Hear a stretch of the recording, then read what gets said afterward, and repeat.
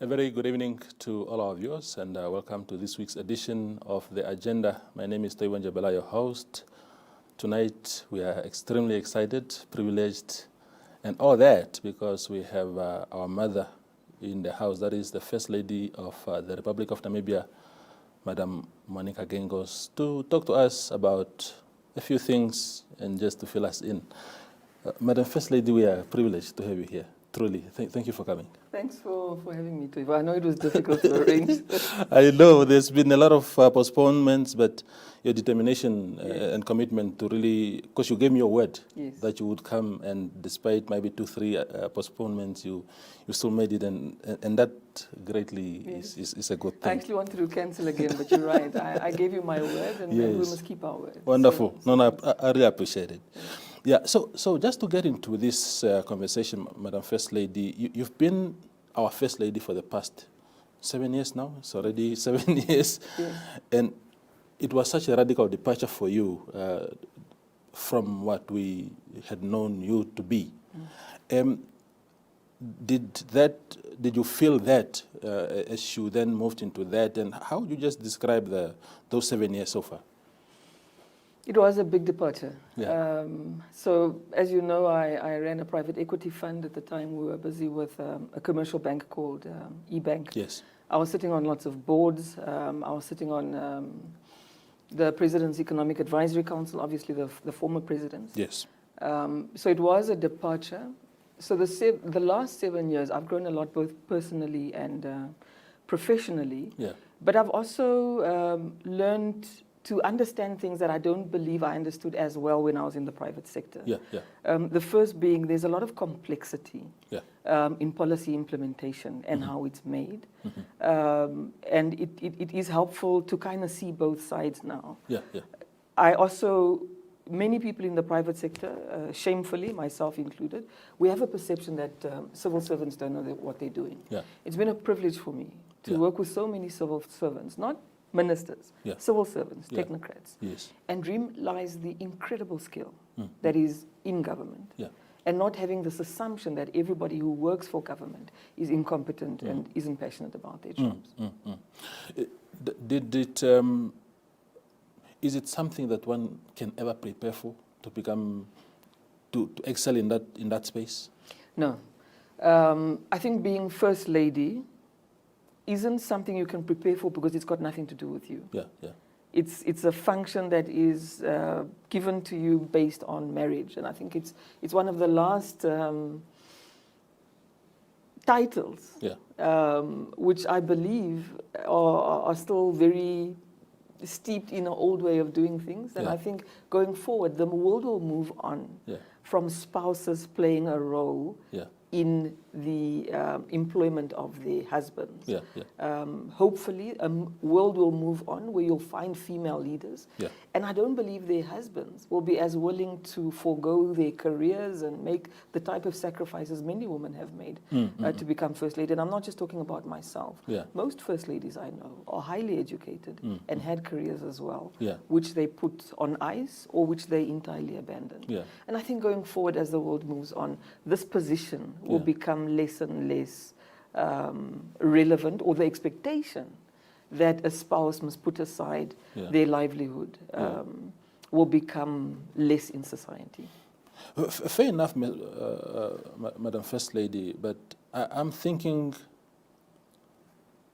the complexity of that, the practical side of it. I mean, for example, Madam Penelope Pohamba, she was a nurse working, I think, at a very small clinic or something like that.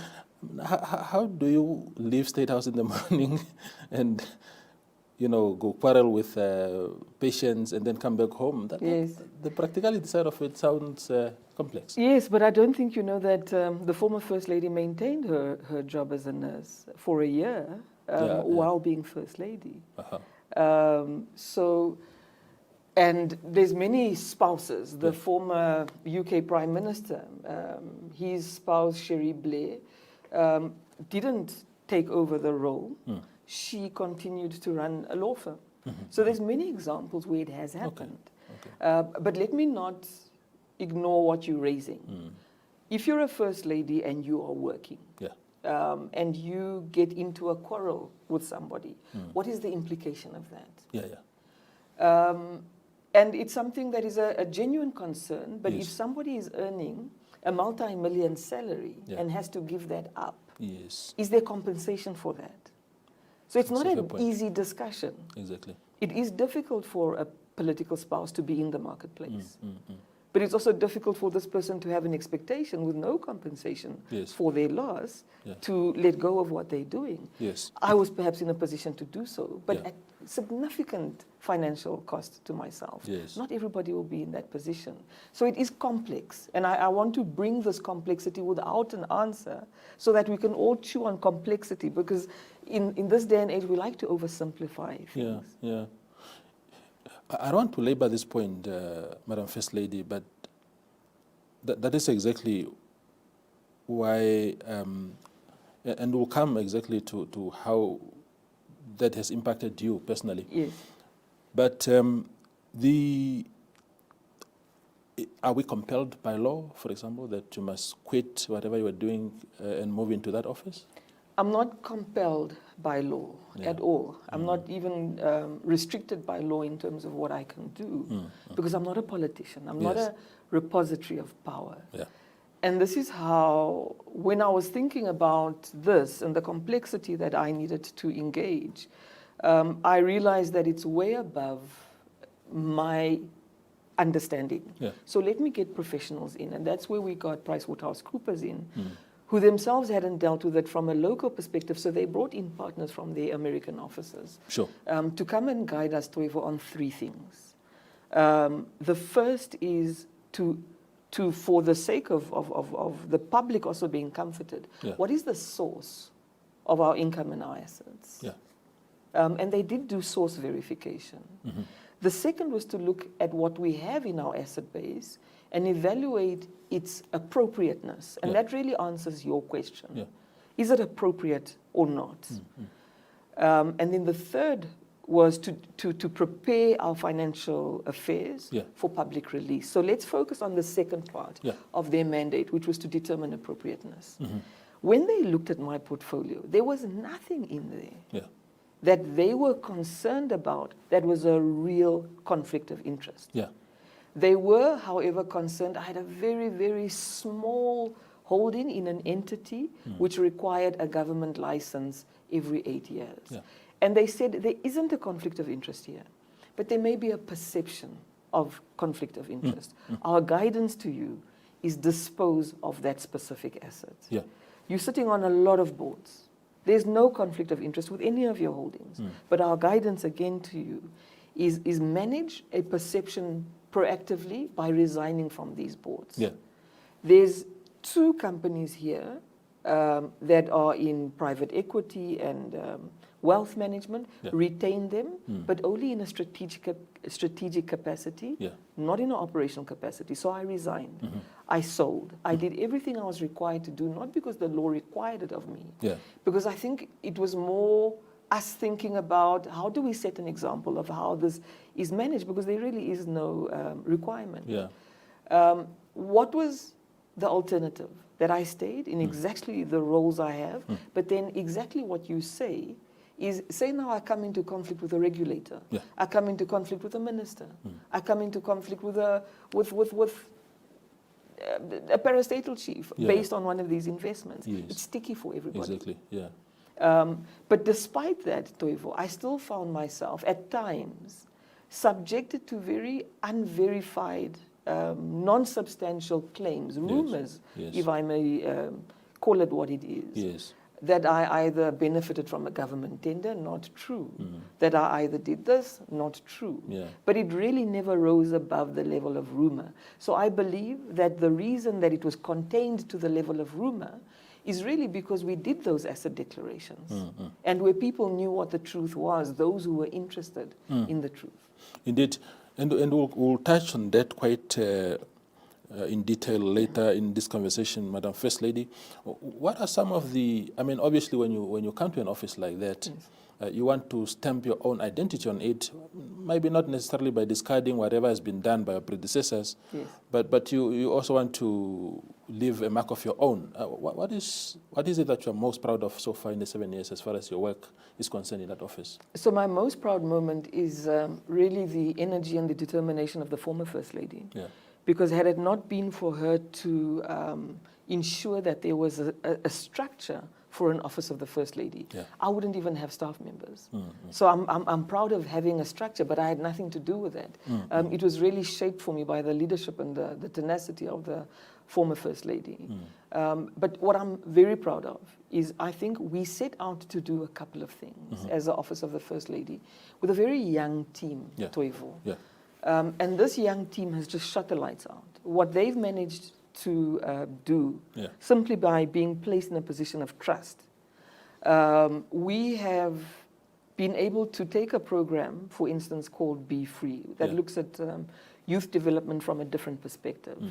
And not only have we able to run very successful programs, we're also able to institutionalize it, yeah. so it doesn't stop with the office of the First Lady. Yeah. There's literally a building going up that is going to cost us between 24 to 40 million Namibian dollars. 24 because that's what we're going to pay in the next 2 years, but there's a couple of other phases where we'll add more money. Yeah.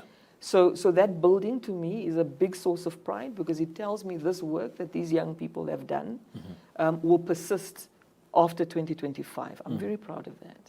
I'm also very proud of I'm proud of all the programs. I'm going to keep you busy the whole day, but I just want to sure, highlight just two Anytime. quick things that I'm Anytime. very proud of. Yeah. There's 28 children we took into a program called the Talented Individual Program, where we took highly talented young Namibians I remember that, yeah. with good marks, Yeah. not necessarily the best marks, with good marks, Yes. but not the best circumstances. Yes. And we said to ourselves, let us put these kids into the same schools my children will go to. So we put them into Windhoek High School, we put them into Windhoek Gymnasium. We took them in grade 8. We provided them with medical cover, yeah. pharmaceutical assistance, and this was provided to us for free by Kuma's Medical Services, by Victoria Pharmacy. We were able to give them 350 Namibian dollars in pocket money every month. Every single term when they needed to go home, we paid for that. Yeah. If any of them required any form of psychological or mental health support, yeah. we paid for the necessary professionals to provide that. Obviously, we paid for hostels and tuition. Yes. If they had a talent or a passion, whether it was drama, whether it was, some of them excelled at rugby, others excelled at athletics, we paid for the kits, we paid for tours to South Africa, across the country. Really anything that they were interested in, we supported like a parent would support. 23 of those 28 children have basically finished their AS. Wow. Many of them have already, just yesterday I saw student cards, Yeah. medical faculty, science faculty. These kids are doing well. They've finished, they've matriculated. And that is to us what One Economy is about, taking people who are in the second economy and preparing them to participate in the first economy. So I'm very, very proud of that. But mostly I'm proud of the team at the Office of the First Lady and the programs that it runs, because they are the ones who make sure that the vision that I've articulated is translated into what I just described now. Indeed. And that is, I remember vividly the initiative of that involved those kids. Yes. And as a matter of fact, I had completely lost track of it. Yes. Because it would have been nice also as a media to follow up and say, you know, we attended the launch. What has happened since then? Yes. So it's a good update. You spoke briefly about the sacrifices that you had to make, the hard decisions that you had to make in order to. Is this the price of love that you have to sacrifice so much from your business side of things just to be in conformity with some of these perceptions? So I'm glad you brought that in, because I think many people undervalue that. So it would be unfair of me to talk about sacrifice without talking about the immense privilege that it's been. It's been an opportunity to serve Namibian people And in retrospect, in my previous life, I was really serving myself a lot. I personally did very well, but the benefits didn't really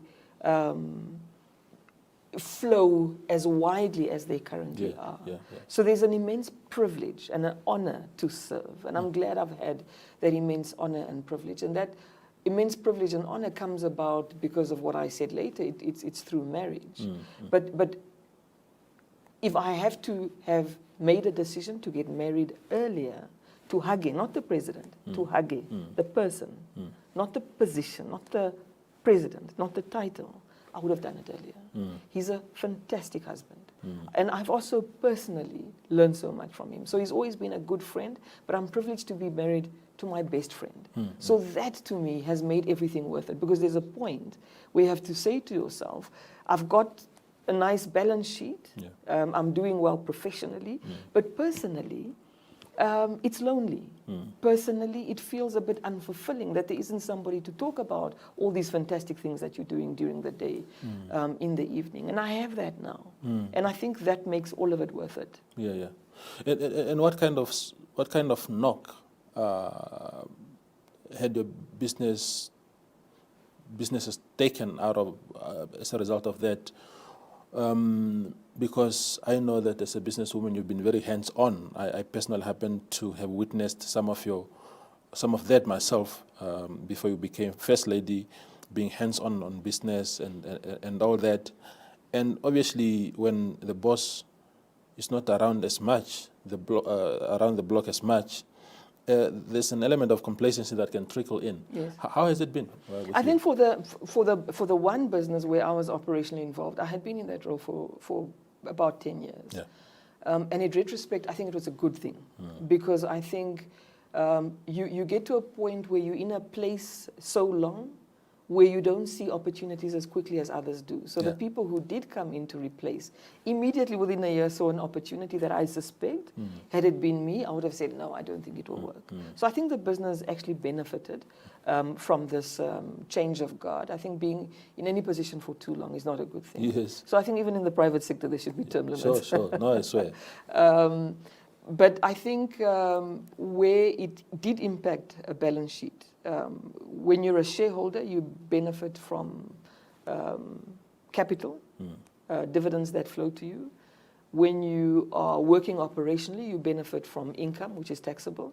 But it's an annual income, which is quite substantial in the roles that I was fulfilling.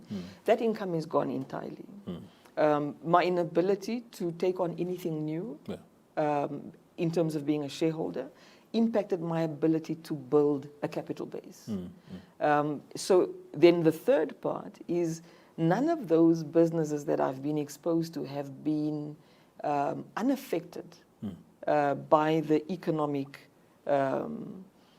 decline that we've all seen. It's impacted us materially. So I'm not unaffected by that. So somebody else, had I not been in this role, would have been able to say, okay, wow, things are really collapsing here, but let me quickly pursue this part so that I can at least bring in a new revenue source. Whereas now, if this income source collapses, I can't institute anything else. I just have to accept that loss and move on. It's not difficult to quantify, because you can see it in how much tax I pay now relative to how much I used to pay, and how much income is generally flowing into my accounts compared to normal. But in a few people's perception, I'm one of the wealthiest people in this country. Nothing is further from the truth. There's been substantial value destruction on my personal balance sheet, and a lot of it unrelated to being First Lady, but very deeply connected to the performance of the economy. Where it's related to my position as First Lady is because I haven't been able to replace it with anything else. Indeed. We go for a quick break and then return shortly with First Lady Monica Geingos.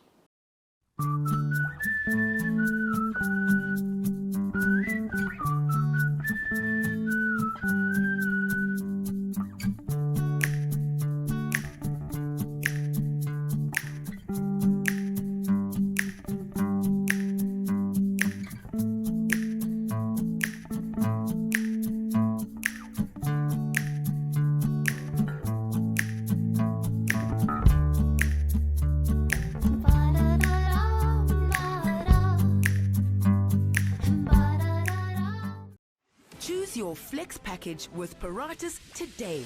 Sign up for ultra-fast fiber with the convenience of mobile LTE. That's 2 products in 1 bundle. It's new, it's 1 bill, and you can stay connected in more than 1 location. For more information, visit paratus.africa/NA. Always prepared. Paratus.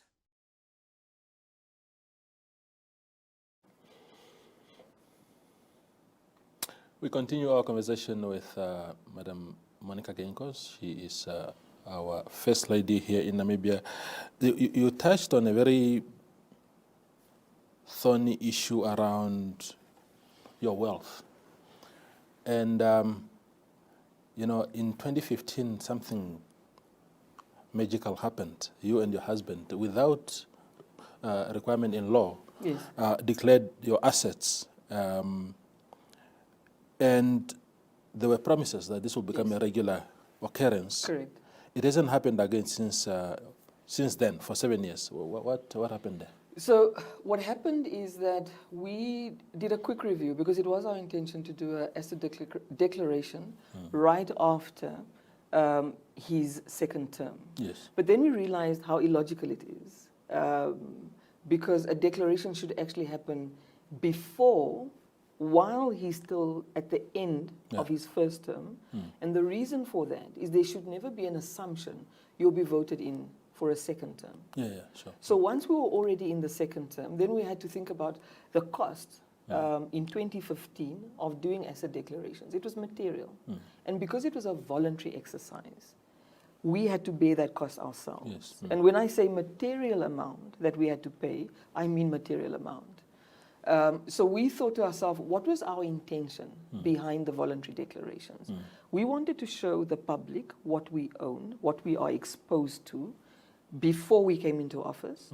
And we also want to show the public what we own and what we are exposed to before we leave.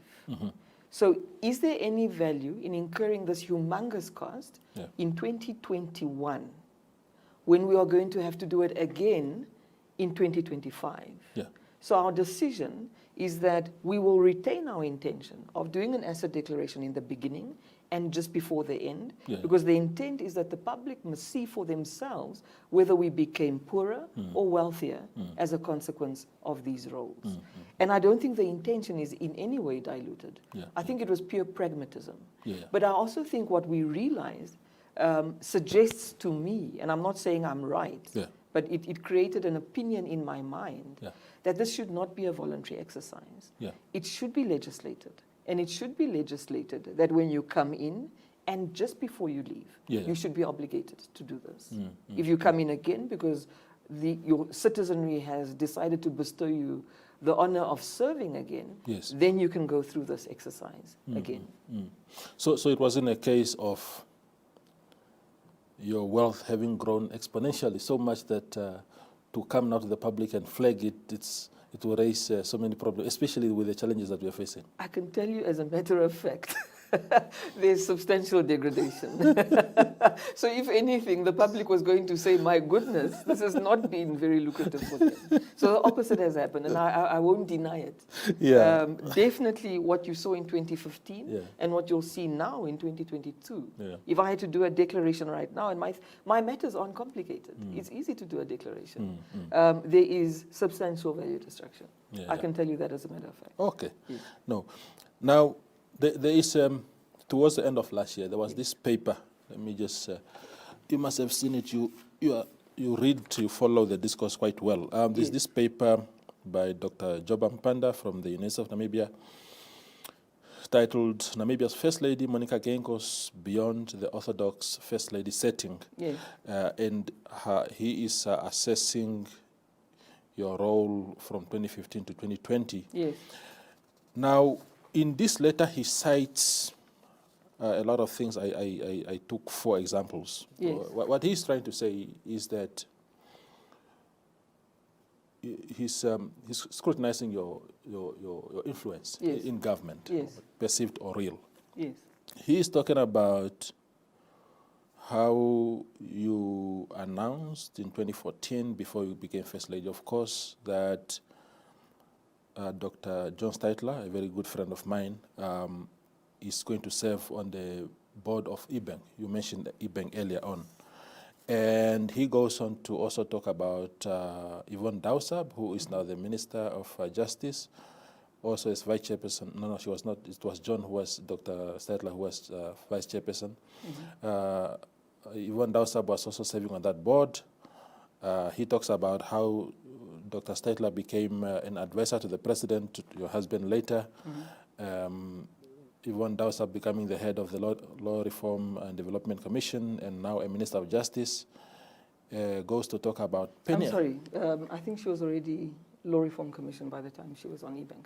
Was that? Okay, okay. I think... I speak at the Okay, yeah, no, we'll address that. And then he talks about Geingob's, that is not your husband, Geingob's advisor on policy implementation and monitoring, Penny Akwenye, worked very closely with Geingos, that is you. And where did he work closely with me? I'm just trying to establish. yeah, he says... where does he say we work together? Let me just read the series. Worked very closely with Geingos. No, he's saying she worked closely with an associate of yours, that is with your technical advisor, as a matter of fact, Tulimeva Ngionanye. So he's not saying that you're close to Meme Akwenye, but that she is close to your technical advisor. But when she was appointed as advisor to the president, was Tuli Mevava in my office? Yeah. The answer is no. Oh, okay. Yes. And then the last example that is cited as he tries to drive his point home was in 2017, Chekratwea, the Minister of Information, fired businessman Ali Angola, businesswoman, sorry, Ali Angola is board chairperson of MPTH, and he paid a price now, Chekratwea, by being fired by your husband as minister. Did you read this document, maybe even parts of it, and what did you make of it when you just read some of it? So I was very excited that there was going to be some academic write-ups on this role of First Lady. Yes. And what we'd achieved, because my immediate assumption is that it was going to be objective. Yes. I was deeply disappointed when I realized it's taking a political tone and not an academic tone. Yeah. And one thing, I mean, right at the beginning, he says I was born in 1977 in Orangimund. I was born in 1976 at Onanjokwe Hospital, which is 1,800 kilometers from Orangimund. So these are two facts that are undisputable. And in an academic report, you'd assume some rigor in verifying facts. Yes. But that's a small, insubstantial point. But to me, it was reflective of the absolute lackadaisical approach that the academic part took in this paper. And the reason I checked with each of you those allegations, because they're not even allegations, I apologize for using that word wrongly, that rumor mongering. Because Yvonne is somebody before she came onto eBank on the board. I didn't even have her cell phone number. We were not friends. I wouldn't categorize her even now as a friend. I don't visit her, she doesn't visit me, and she's closer to her boss who appointed her. And they've always been closer than my relationship. How Yvonne got onto the board of eBank was that, and I'll tell you the story because that's exactly what happened. I don't see Yvonne regularly. I bumped into her, I was doing grocery shopping in a shop called Super Spa, and she said she wants to sit on a few more boards. And I was like, well, we're actually looking for a legal person on a board. Let me put the name as part of the other names that I put forward. That's how she came onto eBank. John Steitler was an active player at that point in the financial sector. Everybody knew and respected him. And his name didn't just come from me, it came from 3 other board members. Who was the other person? It was your technical advisor. Penny. Yes, Penny. Penny's appointment as an economic advisor is something I knew nothing about. I barely know Penny. We haven't interacted. I don't have her cell phone number. We don't really engage. I respect her.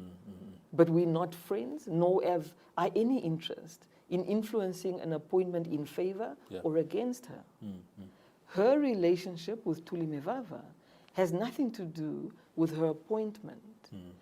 Ali was appointed to the board of NPTH before I was First Lady.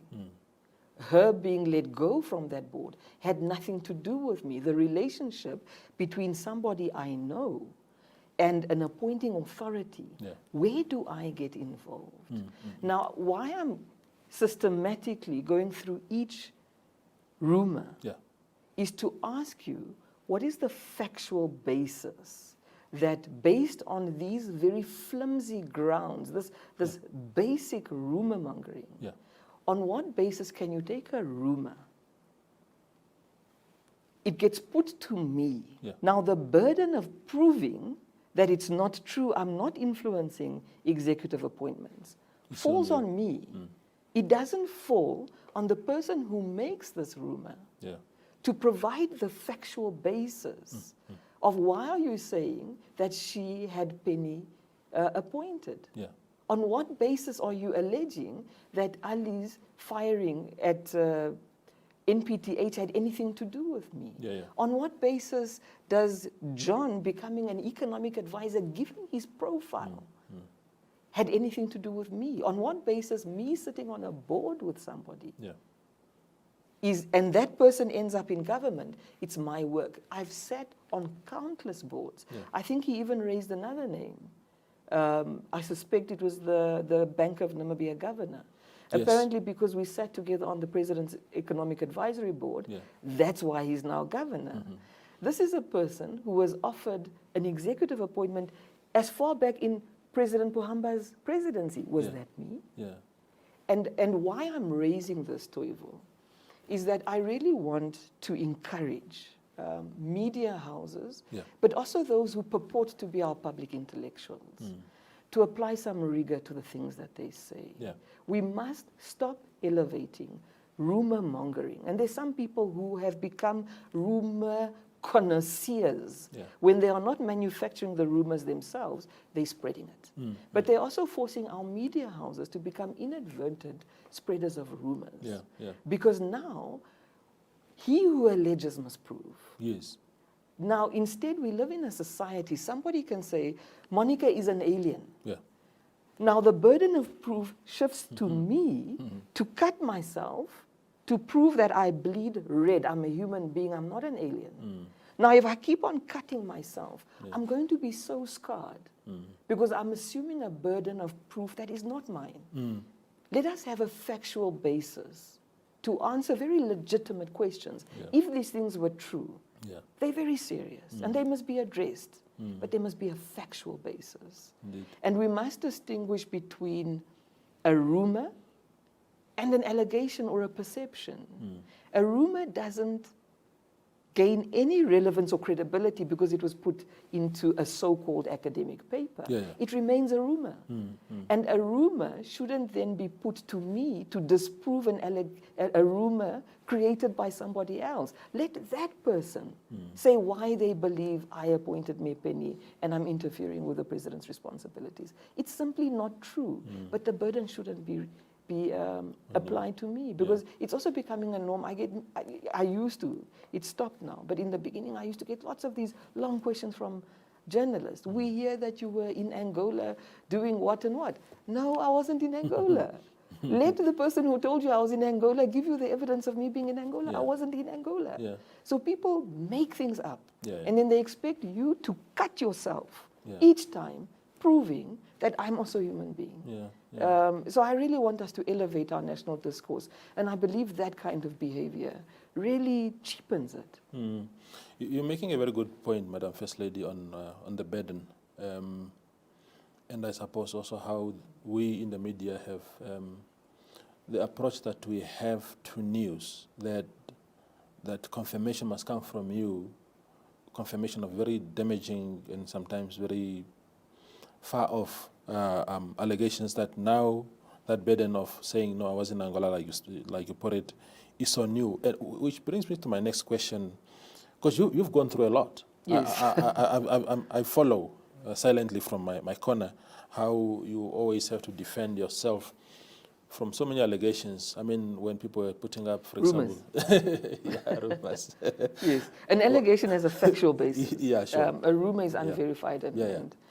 Because a rumor, one of them was, for example, when MTC was being listed, Yes. you had to go to Twitter and put a very nicely, technically explained reason why it was not even technically possible for Yes. you Yes. to be involved in acquiring equities in MTC. But I think the latest was, of course, your recent court case. Yes. Which you won soundly against Abed Ishono. I'm just wondering, Madam First Lady, if that particular case was an accumulation of something that has been long time coming. Yes.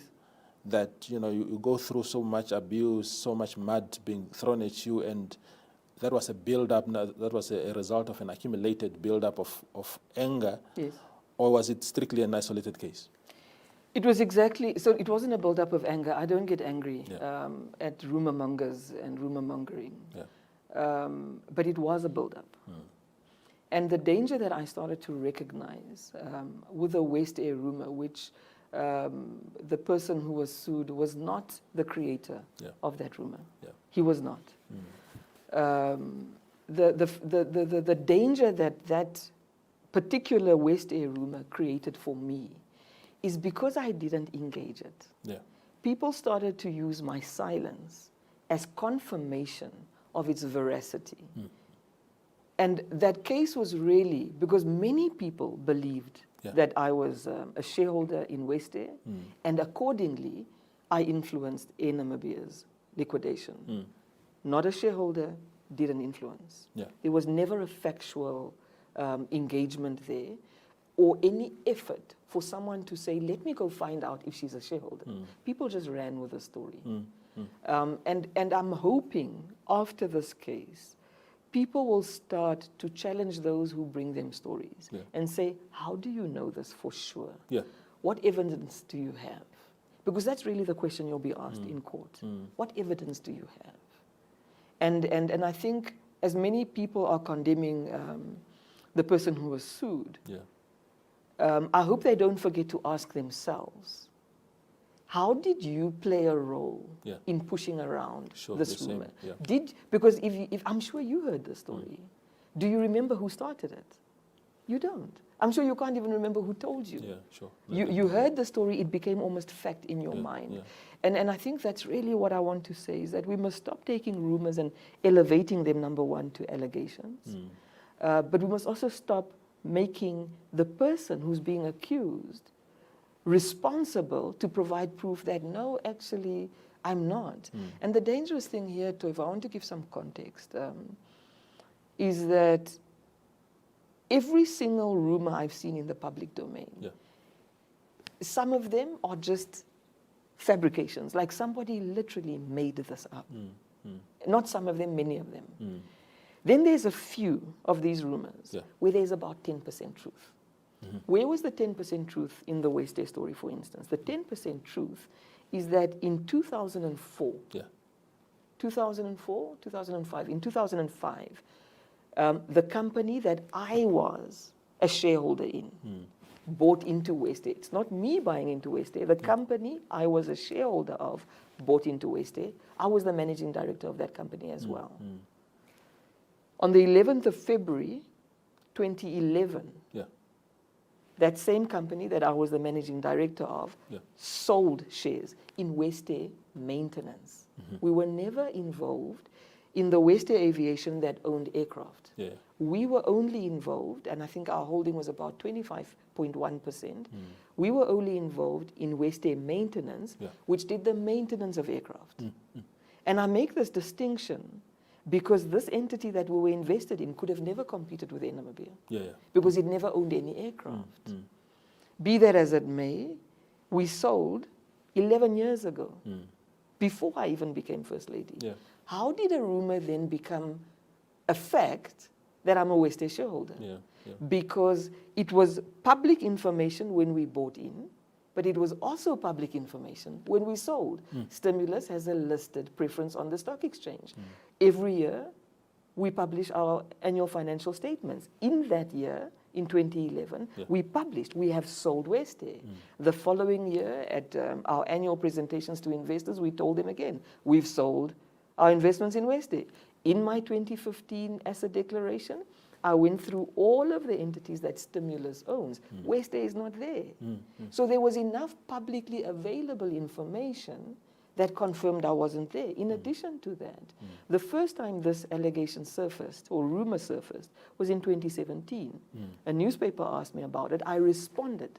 And I said to them, we sold this equity. I remember in 2018, I said it again on social media. In 2019 again, another newspaper asked me. I confirmed it again. So there has been consistent public refutation from my perspective. This is not true, but somehow it just, but I say 2017, Toivo, because in 2017 is most of those rumors started in 2017. What happened in 2017? It was SWAPO Congress. So a lot of this rumor mongering is associated with political processes. Most of the rumors I've experienced was in 2014, when Hage and I decided to get married. It was in 2017, where there was a Congress. 2019, where there was a very, very emotive national election. 2022? And 2022, I'm hoping to rest. But I probably won't. But I mention this is because our rumor mongering is associated with our political cycles. And now it's starting to diffuse itself into how we engage as human beings. Because now I'm seeing people not in the political realm also being subjected to this kind of rumor mongering. And it's not fair. And I think fundamentally as well, Toivo, and imagine somebody as acclaimed as John Steitler, who was acclaimed before he sat on eBank's board. Now being told in a paper that's published worldwide that the only reason he became the president's economic advisor is because he sat on the board with a spouse. It's disrespectful. The man worked for IMF, he worked for IMF, Absolutely. he worked for the central bank. He was the chief economist at Bank Windhoek. It's so disrespectful. I hear you. And it dilutes the reputations of those people who were named there. The same with somebody as highly regarded as Yvonne. The same as Mayor Penny, who worked at MCA, has ran an entire career without my assistance or involvement or knowledge. Now they are being reduced to objects and being told the only reason these people got appointed is because they know the First Lady. I think if you don't want to be respectful to me, at least be respectful to these individuals who've worked so hard to be where they are today. Indeed. First Lady, we go for the last break and then return for the last stretch of the show. Thank you. Have you received a loan from NASFAF? NASFAF loan is the same as any other loan. It must be paid and settled. NASFAF has a set of guidelines on how you can repay your loan and become debt-free. Therefore, it is important that you, a former beneficiary and a responsible Namibian, show your patriotism by helping pay back your loan and thus helping NASFAF become a revolving fund for the benefit of future potential students. By failing to pay back your NASFAF loan, you risk being blacklisted or having a court order against you. So arrange with the fund to pay back your loan today. For more information on how you can repay your loan, visit our website at www.nasfaf.na or visit our Facebook page or Twitter. Do the right thing and hashtag payback the money.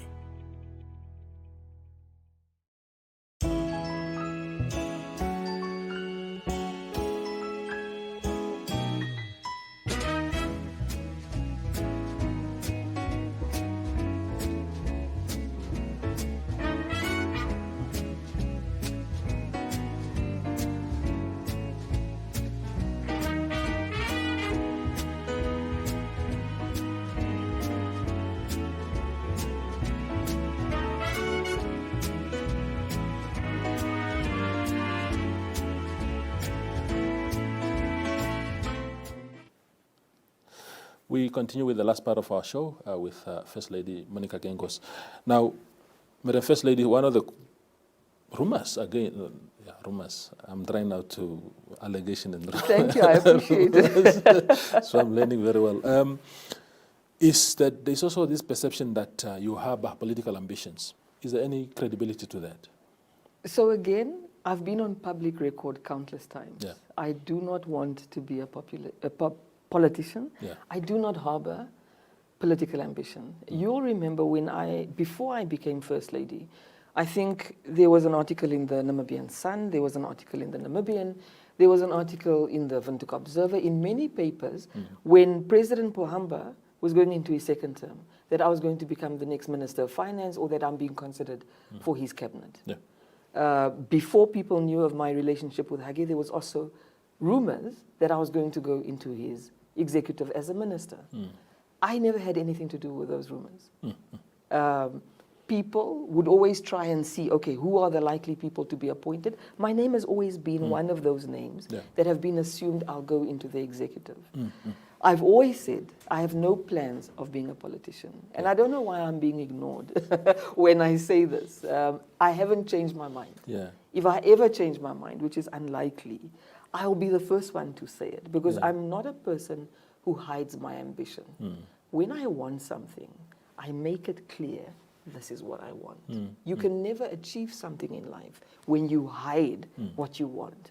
We've lost lots of friends, Toivo, and people we know, because they were around us with unarticulated desires, where they had an expectation, but it's unarticulated. Yeah. So when it doesn't materialize, they're frustrated. I articulate my desires. When I want something, I say, this is what I want. I don't want to be a politician. Do you want to know why? Yes. Because I'm not a politician. Because you're not a politician. Politicians are born. They are not normal people. Yeah. Leadership is God-given. Yeah. It's not what we fight for. I feel I understand my God-given purpose on this world. Yeah. I do not believe it to be a politician. I think I can still be impactful and be of service to this nation without being a politician. Well, I think most of the time, or sometimes when this is being speculated, it's in good faith. Yes. People thinking that you have something good to offer to our political landscape. Yes. But even that doesn't distract you from your ambitions. You want to stay away from that. I'm a bit convinced that politicians also need people like me away from the politics. Yeah. And you've raised something important. Again, this specific rumor started a bit negatively. It was a 2017 rumor that was created to delegitimize Hage's leadership. Yeah. To say basically his wife has usurped his powers. She's too influential. What kind of influential meddling first lady is this? But it was more criticizing him, to say he's a bad leader because he allows his wife to interfere. Now, do you see the trend? They want to delegitimize him, but they come and attack me. And this is normal. I'm sure even your mom has experienced it. Yes. Maybe a neighbor wants to say something about your father, but then she says, the man is fine, it's the wife who's bad. So that's what happens. Every woman goes through this. The husband is okay, it's the wife who's the problem. And this is really what's happening to me. It's a social trend. Yeah. So generally, there was this little function, and that's where these foolish allegations come from. She is the one who appointed Steytler to Economic Advisory Council. She is the one. It's not really an attack on me. It's trying to delegitimize a legitimate leader. So let them now start attacking that person and not me. Let them leave me out, because this became the trend. But by far, I also know people who love me, who respect me, and who always say to me, please go into politics. And it's out of love and respect. It's not the small group that's out of malice. So I also have started to see the compliment in people saying, you should be a politician. I've started to see it as a compliment. It's people who believe I have something to offer. And I always try to convince them I have something to offer outside of politics as well. And as a society, we must all take responsibility for our political, economic, and social order. We all have a role to play. And you don't only have to be a politician to be somebody who can make a consequential difference in the area that you play. You have made a consequential difference on the media landscape in Namibia. Are you a politician, Toivo? I'm not. Do you plan on being No, a politician? never. There we go. There we go. Now, linked to that, Madam First Lady, what is it that you plan on doing when the shackles of public office are taken off, maybe 2025 or so? How do you move on with your life now and become Monica Geingos again? One of my challenges, one of the things that frustrates people who know me is everything you tell me, I'll ask you, but what's your plan? Even with my kids. My youngest is 21, turning 22 in April. And she's in that phase of young people. And she gets tired of me when I ask her, what's your plan? So I always have a plan.